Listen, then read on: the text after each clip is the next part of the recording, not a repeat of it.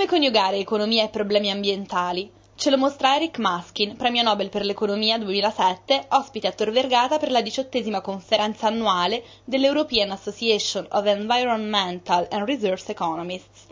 Maskin ha portato la sua esperienza e parlato di come ridurre l'inquinamento da gas serra, intavolando un dibattito con i tanti studiosi arrivati da tutto il mondo. You start your career from mathematics, then you switch to economics. How was born your interest in environment?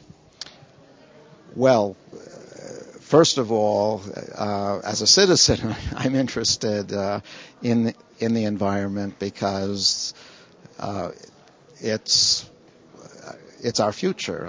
Unless we preserve the environment, we're not going to have a good life in the future. But as an economist, I'm interested in the environment because, as I suggested in my opening remarks in the lecture, environmental questions are the most interesting theoretically from the point of view of economics. How to reduce greenhouse gas emissions applying an auction theory? Well, I illustrated one way that the British government applied auction theory to reduce greenhouse gas emissions. And I think their auction was actually quite successful. But we can also use mechanism design theory to help us come up with a global climate treaty. The Kyoto Protocol, I thought, was a useful first step, but it had many flaws.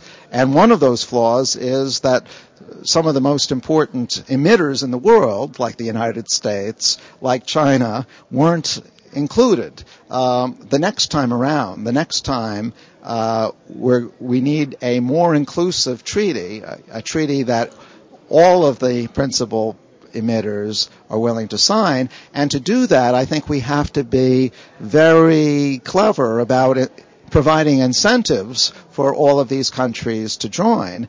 That will be a nice application of mechanism design theory. What are countries really doing to reduce CO2 emissions? Well, at the moment, I think the answer is not enough. They're not doing enough to reduce CO2 emissions. But one important thing that is beginning to happen is investment in alternative technology. That is, it's not enough to say pass a law saying you can't emit CO2 emissions, because if you do that and do nothing else, you're going to hurt your economy. At the same time that we tax CO2 emissions, and we should be taxing CO2 emissions, we should also be encouraging the development of of so-called green technology, technology which does not involve a lot of carbon emissions. We're beginning to see that happen, but it has to happen on a much bigger scale.